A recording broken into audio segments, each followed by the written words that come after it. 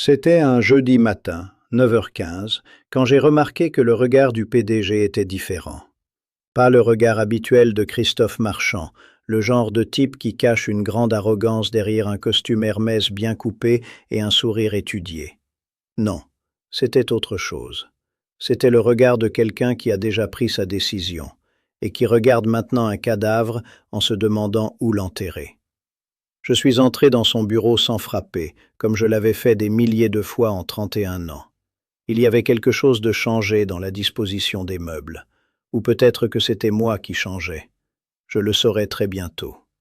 Je m'appelle Benoît Leroux, et c'est l'histoire de la fois où j'ai compris que 31 ans de loyauté absolue ne valent rien dans une salle de réunion climatisée au cœur de la Défense. Avant d'entrer dans ce bureau ce matin-là, j'avais un emploi, une identité professionnelle qui s'étirait sur 3 décennies, et une certitude que le monde était un endroit compréhensible. Après avoir quitté ce bureau, j'avais un sac en plastique contenant mes affaires personnelles et une rage tranquille que je ne savais pas encore comment transformer. Mais revenons au début, pas au matin du jeudi, au vrai début. J'avais 22 ans quand j'ai rejoint Durand et Marchand, une PME lyonnaise spécialisée dans l'ingénierie et la fourniture de systèmes climatiques pour les bâtiments commerciaux. À l'époque, c'était une boîte respectable, peut-être 200 employés, un chiffre d'affaires de 15 millions d'euros. J'avais une formation technique, une certaine patience et surtout, j'avais faim. Je n'ai pas fait une carrière spectaculaire au début. J'ai commencé comme technicien, puis comme chef de projet, puis comme directeur de projet. Pendant les années 90 et 2000, j'ai travaillé sur les grandes installations, les hôtels parisiens, les centres commerciaux en Rhône-Alpes, les bâtiments administratifs. J'ai appris le métier de fond en comble, pas juste les spécifications techniques, mais aussi comment les gens se comportaient, comment une deadline pouvait être gérée ou catastrophique selon la façon dont on parlait à l'équipe, comment une relation établie avec un fournisseur pouvait sauver un projet ou le paralyser. En 1995, nous avions presque échoué. C'était l'année où nous avons remporté le grand contrat pour rénover le système climatique d'un centre commercial à Saint-Étienne. 3 millions d'euros. Notre plus grosse commande jamais. Mais 2 mois avant la livraison, j'avais découvert que le fournisseur allemand avait fait une erreur dans les spécifications du compresseur principal. Au lieu de paniquer et d'annoncer un délai, je suis allé personnellement en Allemagne. J'ai rencontré l'ingénieur responsable. Je lui ai montré comment son erreur affecterait notre client. Et ensemble, nous avons trouvé une solution en 3 jours. Livraison à temps, client satisfait. Durand m'avait envoyé en première classe après ça.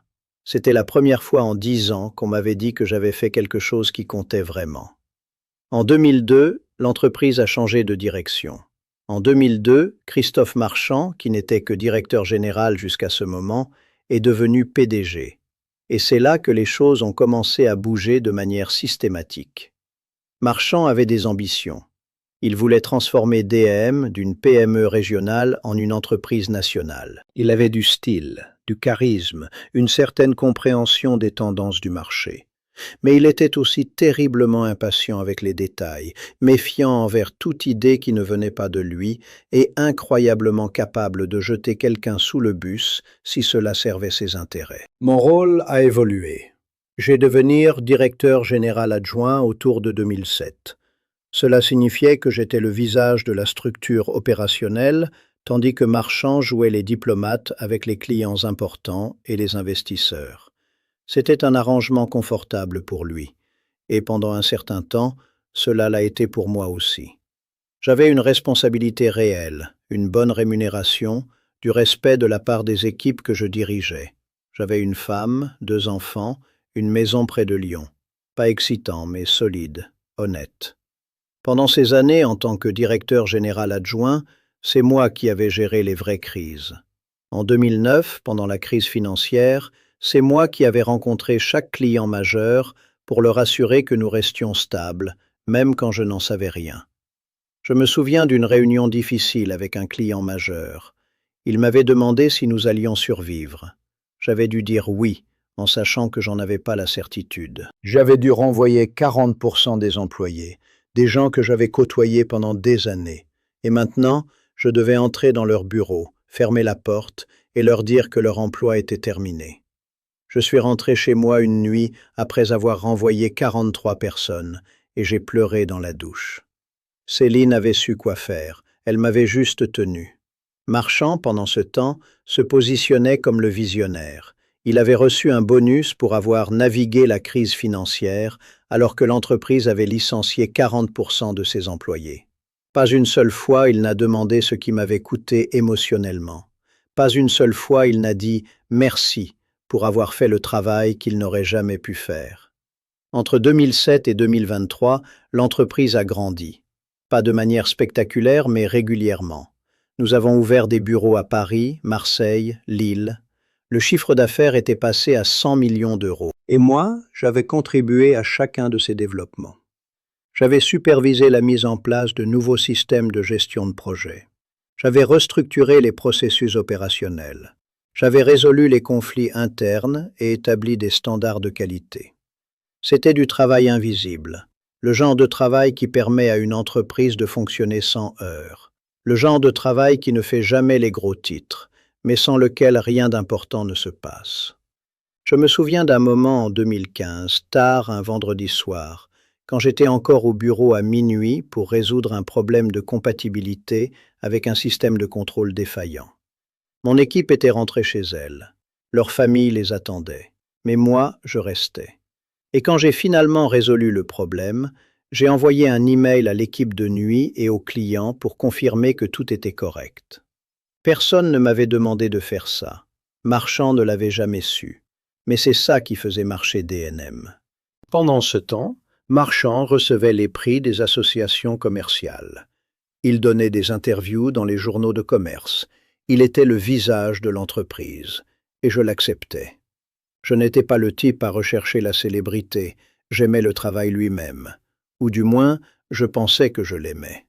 Peut-être que ce que j'aimais vraiment, c'était le sentiment que le travail comptait, que je comptais, et que tant que je restais invisible et loyalement au travail, ce sentiment persisterait.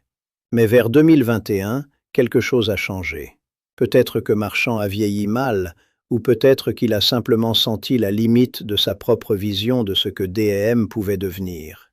Il a commencé à faire des changements, d'abord petits. Il a apporté son propre directeur financier, un jeune, un de ces consultants d'école de commerce qui sortaient des calculs Excel comme d'autres respiraient. Puis, il a créé une nouvelle direction qu'il a appelée Innovation stratégique et l'a confiée à un de ses anciens collègues d'une autre entreprise, quelqu'un sans aucune connaissance du secteur du climatique. Et moi, le gars qui avait passé 17 ans à devenir expert du secteur, le gars qui connaissait chaque client majeur par son prénom, qui connaissait chaque fournisseur et chaque détail technique, j'étais progressivement écarté des réunions importantes. Pas d'une manière ouverte, juste de manière systématique. Une réunion que j'aurais habituellement dirigée était maintenant dirigée par la nouvelle direction d'innovation. Une décision que j'aurais normalement prise était maintenant une question pour le directeur financier. Je sentais mon utilité se rétrécir, comme du tissu qui rapetisse dans l'eau chaude.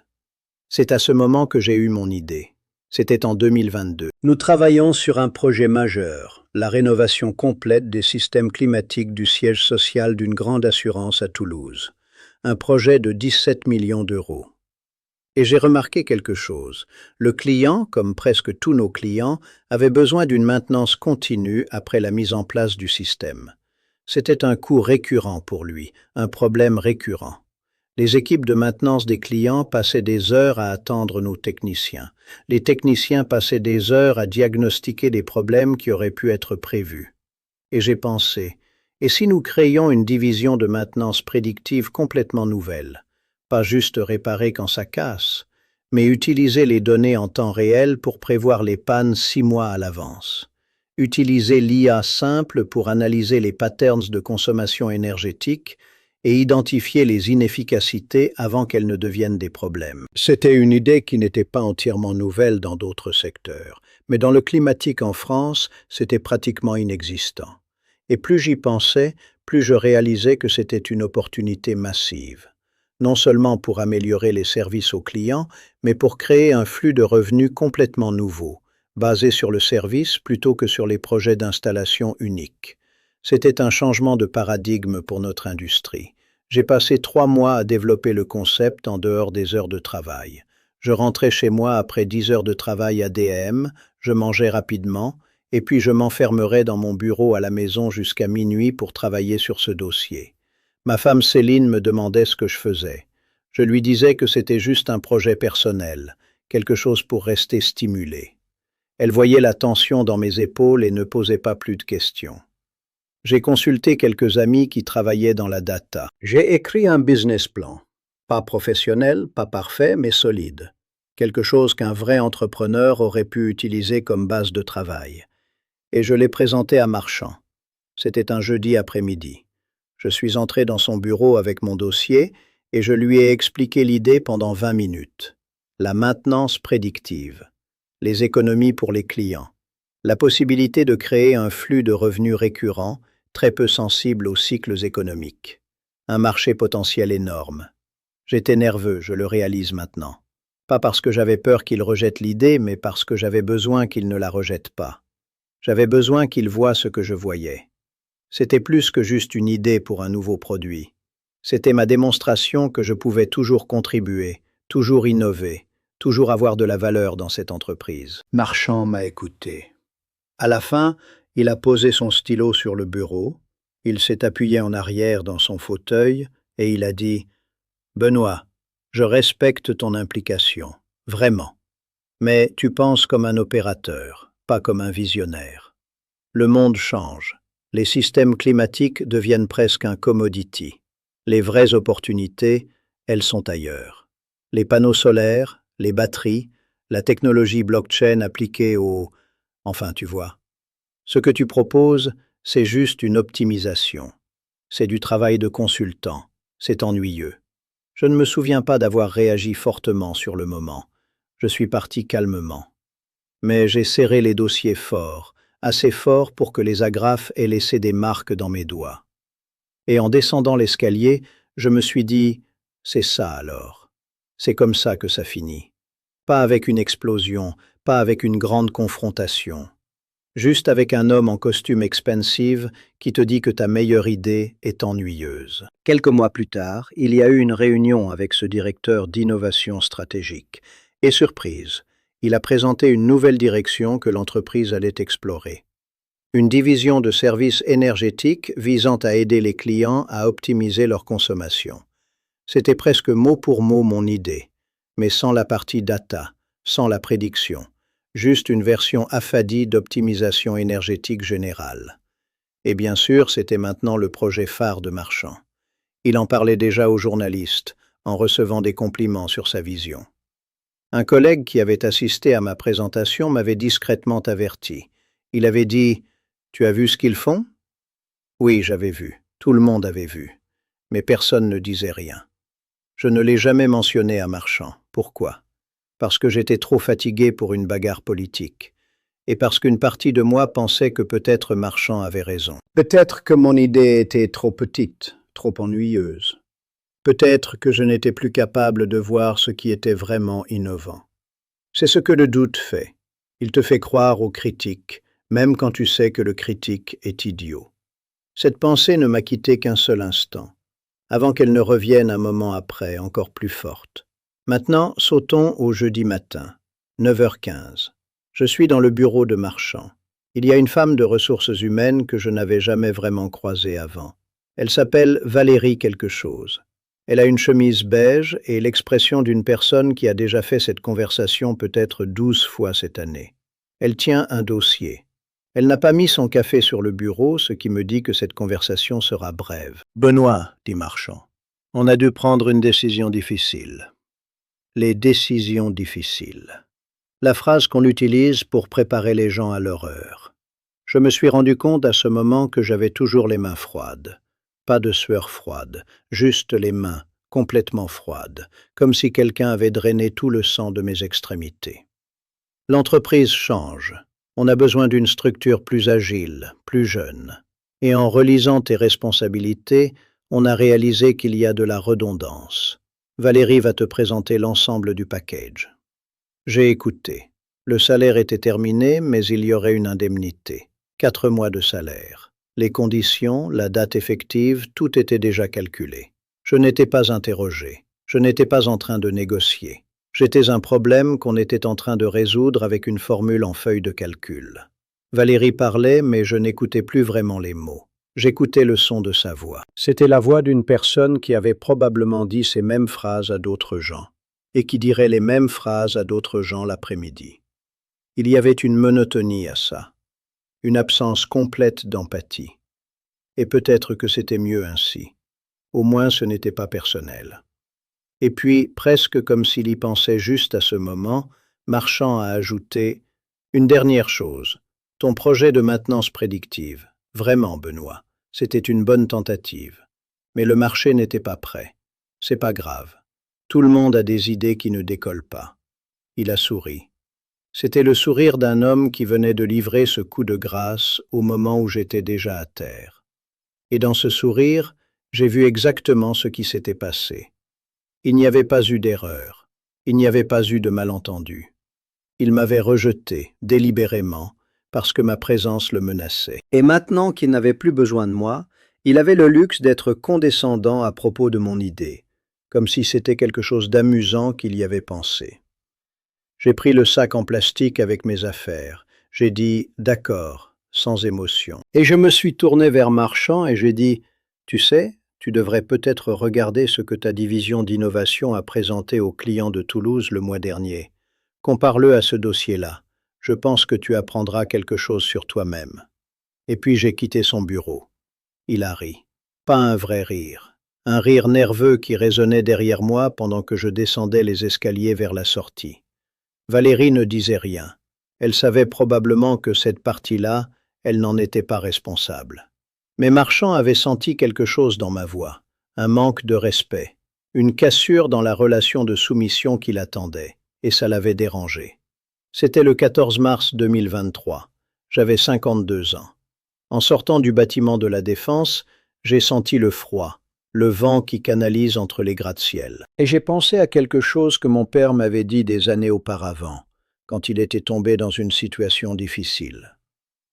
Les vraies opportunités se présentent toujours déguisées en catastrophes. Je n'y ai pas cru à ce moment, mais quelque part en moi, une petite voix avait commencé à murmurer quelque chose.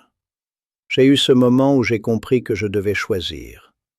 Soit je rentrerais chez moi, je signerais sur le chômage et je chercherais un travail quelconque pour remplir le temps jusqu'à la retraite. Soit je prendrais ce sentiment de rage, de rejet, de certitude trahie, et je la transformerais en quelque chose. Pas pour me venger de Marchand, mais pour me prouver à moi-même que j'avais raison, que ce jugement de lui était faux, que je n'étais pas ennuyeux, que je n'étais pas dépensable. Peut-être que c'était le moment de prouver quelque chose, à moi-même, ou peut-être au vieux Marchand, derrière son verre teinté. Que les idées qui ne décollent pas, elles décollent seulement si quelqu'un les laisse décrocher, et qu'il n'avait pas la vision de voir ce qui arrivait. Et moi, j'avais rien à perdre. Les 3 premiers mois ont été un exercice en acceptation. Ma femme, Céline, s'inquiétait constamment. Je la voyais faire des calculs silencieux. Combien de temps pourrions-nous tenir? Combien d'années de retraite aurions-nous perdu? À 52 ans, j'avais une pension modeste, les indemnités de licenciement et beaucoup de temps libre. Le marché du travail pour les directeurs généraux adjoints de 52 ans n'est pas un marché jovial. Les entreprises veulent des jeunes ou des retraités, pas les gens comme moi, trop vieux pour être ambitieux, trop jeunes pour se retirer. Je suis allé à des entretiens d'embauche, 3 ou 4. Chaque fois, j'étais surqualifié et underqualifié en même temps. Trop cher, trop vieux, trop habitué à être le patron, pas à être un exécutant. J'ai envisagé d'autres emplois, consultant, directeur opérationnel dans une plus petite entreprise, retour au travail technique. Mais chaque option semblait me ramener au même endroit. C'était une version diminuée de ce que j'avais déjà fait. Un travail où je serais toujours le vieux type qu'on a dû embaucher parce qu'on ne pouvait pas trouver quelqu'un de mieux. Et la pire partie, c'est qu'à chaque entretien, je pouvais sentir ma propre ambition qui mourait un peu plus. Comme si le rejet répété était en train de me former en quelque chose de plus petit, de plus sûr, de plus acceptable. Et puis, un jour en mai, assis à mon bureau à la maison, j'ai regardé ce dossier, mon dossier de maintenance prédictive. Et j'ai pensé, pourquoi pas? Le pire qui pouvait arriver, c'est que ça échoue. Mais je serais toujours sans emploi. Donc le pire avait déjà eu lieu. La seule différence était que, au moins, à la fin, je saurais que j'avais essayé. Je saurais que l'idée n'avait pas échoué. C'est moi qui avais échoué. Et il y a une grande différence entre ces deux choses. J'ai commencé simple.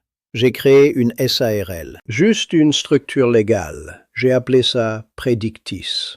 Pas très créatif, mais direct. Maintenance prédictive. La prédiction est dans le nom. Et c'était honnête. Il n'y avait pas de prétention dans ce nom. Le capital de départ était maigre. J'ai investi 50 000 € de mes propres économies. Je me souviens du moment où j'ai signé le chèque. Mes mains tremblaient un peu. C'était ma dernière ligne de défense. Après ça, il n'y aurait pas de nouveau travail confortable. Ce serait juste la construction, ou juste l'échec. J'ai gardé les 50 000 € restants pour survivre. Céline travaillait toujours comme infirmière. Il y aurait un salaire entrant. Il y aurait une certaine sécurité, au moins pour quelques mois. Mais nous savions tous les deux que c'était fragile. Ensuite, j'ai commencé à construire l'équipe. Pas une grande équipe, une petite. Le premier que j'ai embauché était un développeur data que j'avais connu à travers une amie. Il s'appelait Lucas, 29 ans, brillant avec Python et Machine Learning, avait travaillé chez des startups de Paris. Il avait quitté son dernier emploi parce qu'il en avait marre de faire du travail vanité pour des applications que personne n'utilisait. Je lui ai expliqué l'idée en 30 minutes, en buvant un café sur la terrasse d'un endroit près du parc de la Tête d'Or. C'est du bon travail, a-t-il dit. Pragmatique, c'est rare. Ça avait suffi pour lui. Il a accepté un salaire réduit pour commencer. Rien de somptueux. Assez pour vivre, pas assez pour s'enrichir. C'était 4 fois moins que ce qu'il gagnait avant. Mais je crois qu'il savait quelque chose que je savais. Que nous construisions quelque chose qui comptait. Et ça valait plus que l'argent. Puis il y avait Sandrine. Elle avait une formation en ingénierie climatique, mais elle travaillait dans la gestion d'actifs pour une banque. Elle connaissait le produit, mais elle connaissait aussi les données. Elle comprenait comment les bâtiments fonctionnaient à partir d'une perspective financière, pas juste mécanique. Elle était prête pour quelque chose de différent. Elle m'avait dit qu'elle avait rejoint Prédictis parce qu'elle voulait construire quelque chose qu'elle serait fière de montrer à ses enfants. Ça m'avait touché. Et il y avait moi, vieux, avec 31 ans d'expérience, mais sans titre, sans statut, juste une idée et un gros doute permanent qui hurlait en arrière-plan. Ce doute était une présence constante. À 3 heures du matin, je me réveillais en sueur, pensant à ce que Marchand avait dit. Que j'étais un opérateur, pas un visionnaire. Que mon idée était ennuyeuse. Et la pire partie était que j'avais commencé à croire à ce jugement. On a loué un petit bureau à Lyon, pas joli. 4 bureaux, une kitchenette, des murs beiges.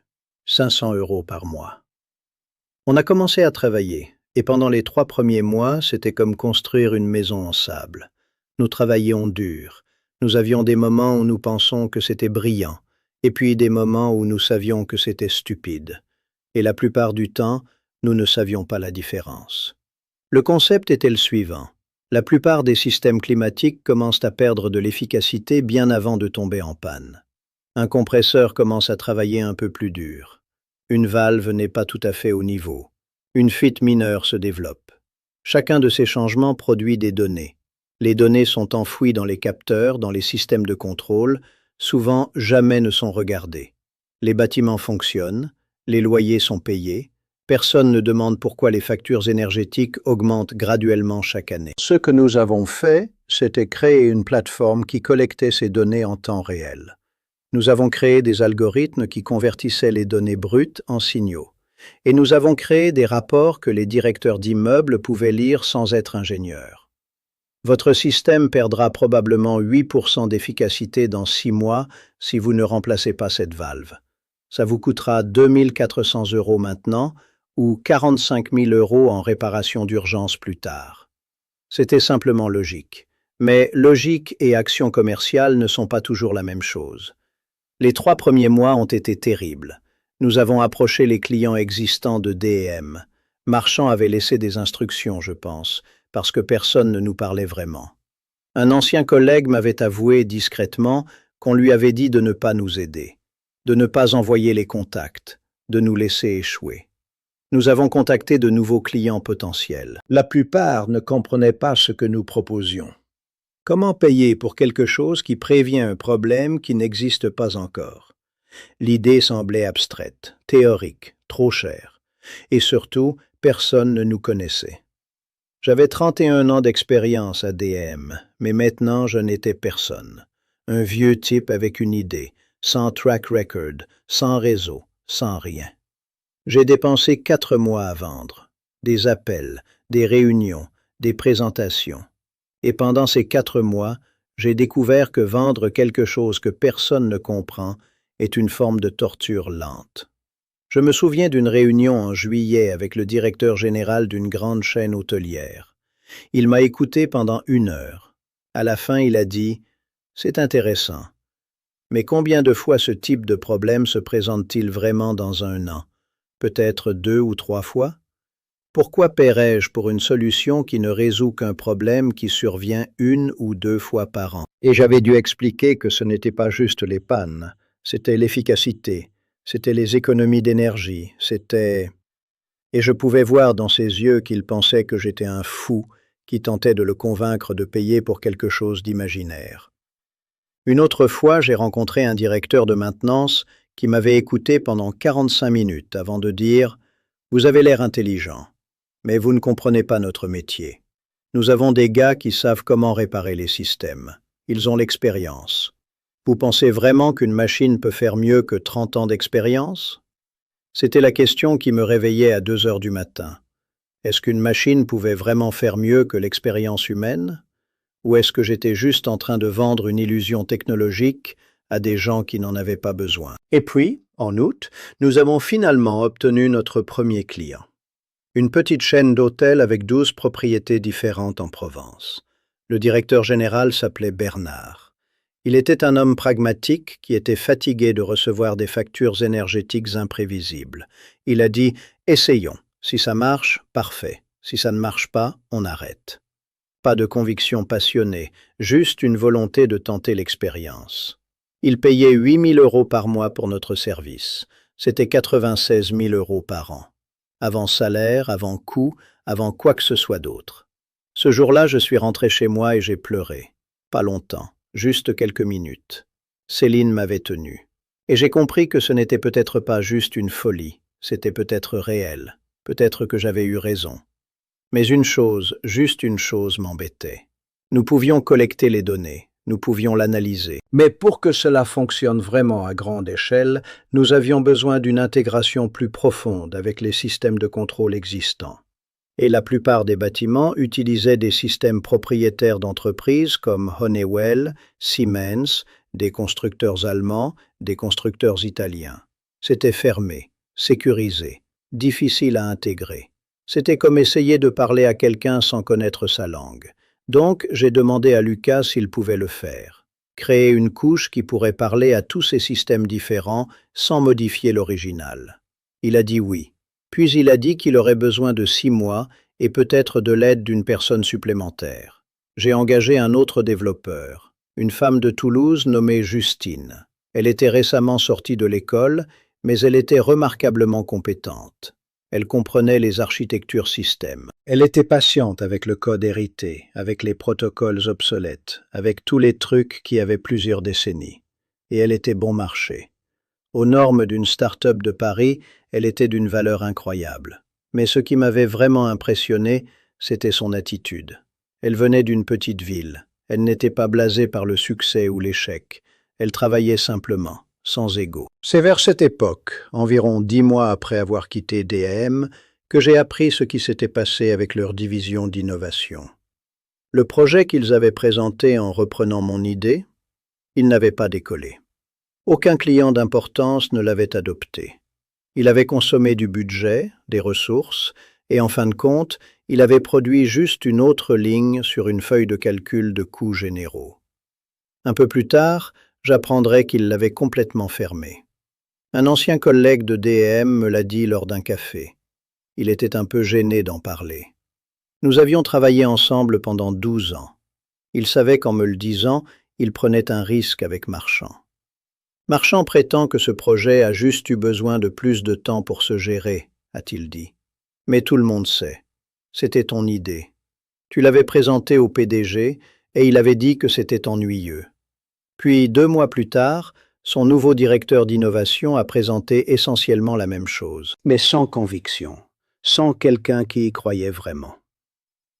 J'ai bu mon café, je n'ai rien dit, mais j'ai pensé à ce sourire sur le visage de Marchand quand il m'avait dit que mon idée ne décollerait jamais, et je me suis demandé si, quelque part au fond, il savait qu'il avait tort, qu'il savait qu'il tuait quelque chose qui aurait pu devenir grand.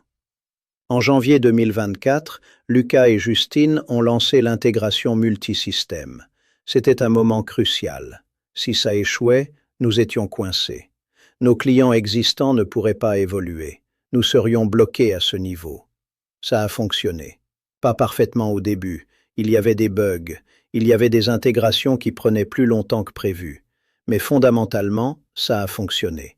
On avait créé un système qui pouvait parler à presque n'importe quel système de climatisation, peu importe qui l'avait fabriqué. En février, nous avons lancé la version bêta avec notre client hôtelier. Ils l'ont testé. Et pour la première fois, vraiment pour la première fois, j'ai vu le concept se manifester en action. Une maintenance prédictive qui n'était pas de la théorie, mais un outil réel que les gens pouvaient utiliser. Un outil qui leur faisait économiser de l'argent. Un outil qu'ils voulaient montrer à d'autres gens. J'ai reçu un email du directeur général de la chaîne d'hôtels. Il écrivait « Nous avons trouvé une fuite mineure prédite par votre système. Nous n'aurions jamais su qu'elle était là si vous ne l'aviez pas signalée. Ça nous a économisé probablement 20 000 € en dégâts d'eau. Si c'est ce que vous faites pour une petite chaîne comme nous, je ne peux pas imaginer la valeur pour quelqu'un avec un vrai portefeuille. Vous avez construit quelque chose qui change le jeu. » Il n'avait jamais fermé la phrase avec une demande de contrat étendue. Il n'avait pas besoin d'eux. Son ton disait tout. Il savait ce qu'il avait, et il savait que ce qu'il avait était précieux. À partir de là, les choses ont changé. L'inflexion s'est inversée. Les clients existants ont commencé à nous en parler à leur pairs. Les fournisseurs de climatique nous ont demandé si nous pouvions intégrer nos services avec leur système. Les gestionnaires immobiliers nous contactaient directement, avec de vraies questions, de vrais intérêts. Le téléphone ne cessait de sonner, et pour la première fois, j'ai arrêté de répondre aux appels avec la peur. J'ai arrêté de me demander si je pourrais vraiment le faire. J'ai commencé à répondre avec la confiance d'un homme qui savait qu'il avait raison. J'ai embauché une personne de vente, un jeune homme de Marseille nommé Adrien, qui avait travaillé dans la technologie auparavant. Il était affamé, il fonçait. Il avait la qualité que j'avais perdue, qui était l'absolue absence de peur de l'échec. Il appelait les clients, il disait oui sans demander de permission, et il fermait les ventes. En 3 mois, il avait signé 5 nouveaux clients majeurs, chacun d'eux plus gros que le dernier. À la fin du printemps 2024, Predictis avait un chiffre d'affaires de 450 000 € annualisé et 8 employés. Et j'avais commencé à respirer plus facilement pour la première fois en 1 an. Et puis, en décembre 2024, quelque chose d'important est arrivé. Quelque chose qui a changé fondamentalement mon compréhension de ce que nous construisions. Une grande compagnie d'assurance nous contacte avec des milliers de propriétés à travers la France. Le PDG de cette compagnie d'assurance était un homme nommé Michel Dufour, 62 ans. Il savait reconnaître une bonne idée quand il en voyait une. Et il savait également reconnaître quand un entrepreneur possédait la connaissance profonde du problème. Il m'avait dit qu'un de nos clients l'avait recommandé, que ce client avait dit « Il y a ce vieux gars qui a construit quelque chose d'extraordinaire ». Je n'avais jamais pensé à moi comme « le vieux gars », mais je suppose que c'est ce que j'étais, et je suppose que cela avait une certaine signification dans ce moment. Qu'un homme qui avait eu le courage de rester loyal à une idée pendant 31 ans puis le courage de la reconstruire seul, avait une certaine valeur qu'un jeune entrepreneur enthousiaste pouvait ne pas avoir. Il m'a invité à son bureau à Paris. Nous avons parlé pendant 2 heures. Dufour m'avait posé des vraies questions parce qu'il voulait comprendre. À la fin, il a dit « Je veux que vous construisiez ça et je veux que vous le fassiez bien ». Le contrat initial était de 1,2 million d'euros sur 3 ans. J'avais appelé Céline et elle avait dit simplement « Tu l'as fait ». Nous n'étions plus une petite start-up qui espérait. Nous étions une entreprise qui avait prouvé que notre concept fonctionnait à une échelle importante. Un concept qui avait été rejeté par le plus grand joueur du secteur, qui était maintenant adopté par une autre grande institution. Les investisseurs nous contactaient. Et cette fois, j'avais une vision claire. L'Europe, transformer le marché. En février 2025, Predictis a levé 800 000 € de capital d'amorçage. C'était suffisant pour tripler notre équipe, pour ouvrir un bureau à Paris, pour vraiment se développer. En septembre 2025, nous avons levé 1,6 million d'euros de capital de série A. À ce stade, nous avions une trentaine d'employés. Nous avions des contrats avec 7 clients majeurs. Nous avions une trajectoire claire et nous avions une valuation que je n'aurais jamais imaginée. Et en janvier 2026, après que le contrat avec la compagnie d'assurance a porté ses fruits et que nous avons signé plusieurs autres clients majeurs, la valeur de l'entreprise était estimée à 2,3 millions d'euros. Pas en chiffre d'affaires, en valuation d'entreprise, c'est-à-dire c'est ce que quelqu'un paierait si Predictis était à vendre. 2,3 millions d'euros. Le jour où j'ai appris ce nombre, j'étais assis dans mon bureau. Lucas était entré et avait dit « As-tu vu l'email de l'investisseur ?» J'avais lu les chiffres et j'avais dû relire, parce que j'avais commencé l'aventure avec 50 000 € de ma propre poche, pendant que Marchand me disait que mon idée était trop ennuyeuse pour que DM l'explore. C'était en janvier 2026 quand ça s'est passé. Environ 3 ans après, Marchand m'avait dit que mon idée était ennuyeuse et n'allait jamais décrocher. Et c'est à ce moment que j'ai reçu un email. L'adresse était c.marchand@durandmarchand.fr. Voici ce qu'il disait exactement, mot pour mot. Benoît, j'ai appris la nouvelle sur Predictis à travers différents canaux dans l'industrie. Une remarquable réussite. Je dois admettre que j'ai peut-être sous-estimé la valeur de ta proposition initiale. Il s'avère que notre tentative interne d'offrir un service similaire n'a pas produit les résultats espérés, et je suppose que tu t'en étais aperçu. Je voulais te faire savoir que je dois reconnaissance à la combativité et à la persévérance. Ce qui manquait de notre conversation 3 ans ago, c'était peut-être une meilleure compréhension mutuelle de ce qui était possible. Si tu es jamais intéressé par la collaboration, ou si tu souhaites discuter de l'acquisition de Predictis par DNM, je serai heureux de te recontacter. DNM est maintenant dans une position financière pour faire une acquisition significative, et je crois que ton produit améliorerait considérablement notre offre. Cordialement, Christophe Marchand. J'ai lu cet email plusieurs fois. Il n'était pas en train de demander pardon. C'était un email d'affaires par quelqu'un qui avait reconnu une opportunité. Et dans mon cerveau, 2 versions de moi-même ont fait la conversation. La première voulait riposter. La deuxième disait « Ignore-le, tu as gagné ». J'ai lu l'email encore une fois. Et puis j'ai réfléchi à ce qui s'était réellement passé en 3 ans. Marchand m'avait dit que mon idée était ennuyeuse. Et peut-être que, à ce moment-là, elle l'était. Pas parce que l'idée était mauvaise, mais parce que je n'avais pas le charisme, la plateforme, le pouvoir pour la vendre correctement. Peut-être qu'il m'aurait écouté plus attentivement s'il avait eu une meilleure journée, ou s'il n'avait pas eu ce visionnaire consultant à son oreille, ou s'il n'avait pas eu besoin de me rendre redondant pour des raisons budgétaires que je ne comprenais jamais complètement. Mais ça n'avait pas d'importance, parce qu'il m'avait renvoyé, et en m'envoyant, il m'avait forcé à prouver quelque chose, d'abord à moi-même, puis au monde. Et maintenant, je l'avais prouvé. Et chaque personne que j'avais embauchée, chaque client que j'avais signé, chaque investisseur qui croyait en moi, c'était la preuve que Marchand avait tort. Mais voici le truc étrange. Maintenant que j'avais la preuve, Je ne voulais pas la brandir en face de lui. Je ne voulais pas le combattre. Je voulais juste continuer mon chemin et le laisser regarder. La question était, qu'est-ce que je faisais avec cet email? J'ai répondu à Marchand ce jour-là. Voici ce que j'ai écrit, exactement. Christophe, merci pour ton email. Je suis content que Predictis ait capté ton attention. Concernant l'acquisition, Predictis n'est pas à vendre, pas maintenant, pas à DNM, et certainement pas à toi. L'entreprise a une trajectoire claire, et nous sommes au début de quelque chose de vraiment significatif. Vendre maintenant serait une erreur pour tous ceux que je dois quelque chose. Pour Lucas, qui a quitté un emploi confortable pour croire en moi. Pour Sandrine, qui a changé d'industrie.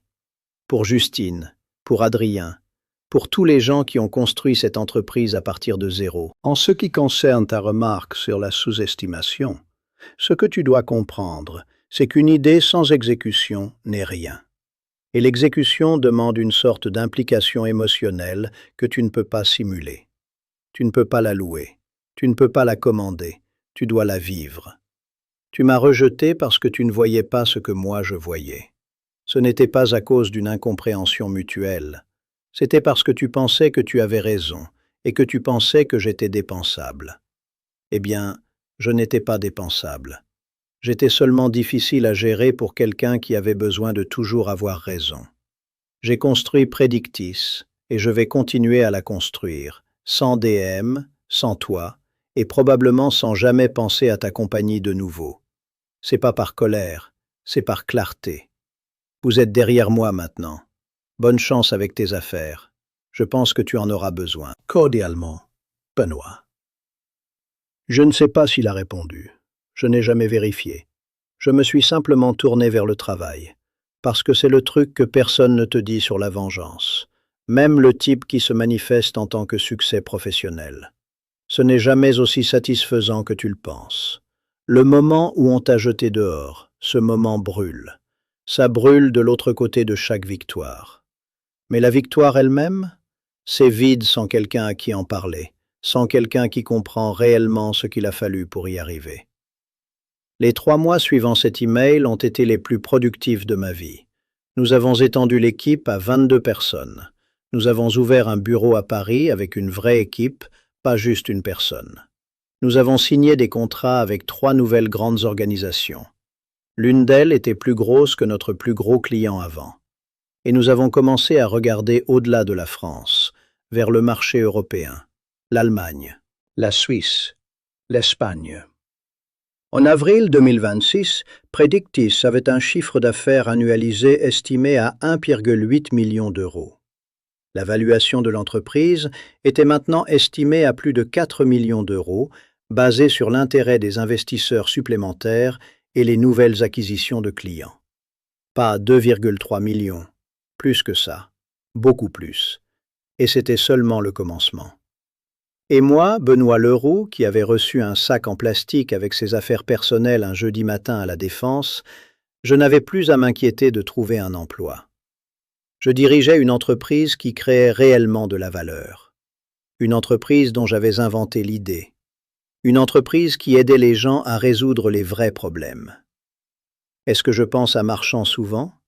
Non, très rarement. Et chaque fois que je le fais, ce n'est pas avec de la rage. C'est avec une sorte de complaisance tranquille.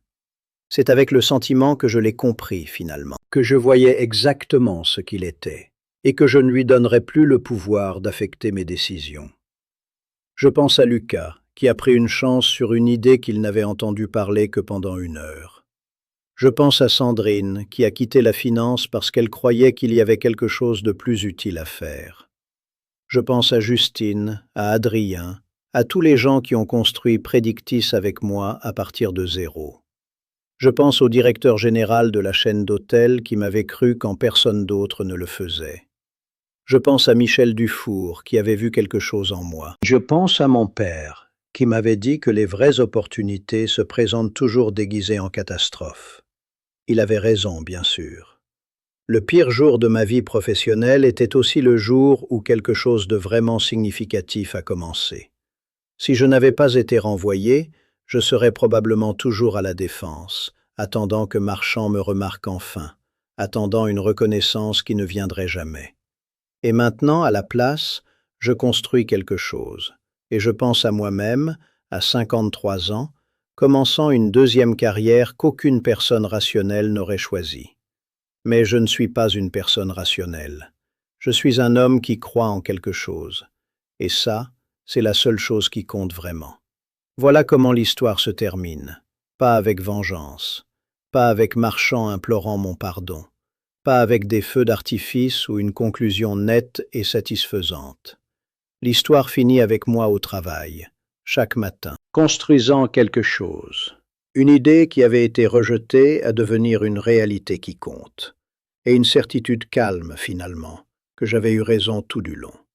Non pas parce que j'avais eu raison d'une façon moralement supérieure, mais parce que je l'avais cru, et j'avais agi comme si j'y croyais. Et quand tu fais ça, quand tu combines conviction et action, les résultats viennent. Il y a une leçon ici, mais ce n'est pas la leçon évidente. Ce n'est pas nunc rendirse, ou persévérance gagne à la fin. Ce ne l'est pas vraiment. La vraie leçon, je crois, c'est celle-ci. Le monde regorge de gens qui dirais-tu que ton idée ne fonctionnera jamais. Il y a beaucoup de marchands, des gens qui confondent le pouvoir avec l'insight, la confiance avec la sagesse et la capacité à dire non avec la capacité à penser. Des gens qui sont si occupés à défendre ce qu'ils connaissent qu'ils ne peuvent pas voir ce qui arrive. Et ces gens vont toujours être un problème, jusqu'à ce que tu décides simplement de ne plus en avoir besoin. Pas d'une manière vengeresse, pas d'une manière où tu attends qu'ils remarquent que tu as réussi, simplement en construisant quelque chose de si bon, d'une manière si claire, que tu deviens simplement inaccessible à leur jugement. C'est ce que j'ai fait, et c'est ce que Prédictis représente maintenant. Pas une rébellion contre Marchand, pas un acte de défi personnel, simplement une preuve que l'idée fonctionnait, quand quelqu'un qui y croyait vraiment se mettait au travail. 3 ans, du 0 à 2,3 millions d'euros en valuation, puis au-delà. D'un sac en plastique avec mes affaires à la tête d'une équipe de 22 personnes qui construit quelque chose que les gens veulent utiliser. C'est fini. C'est également un commencement.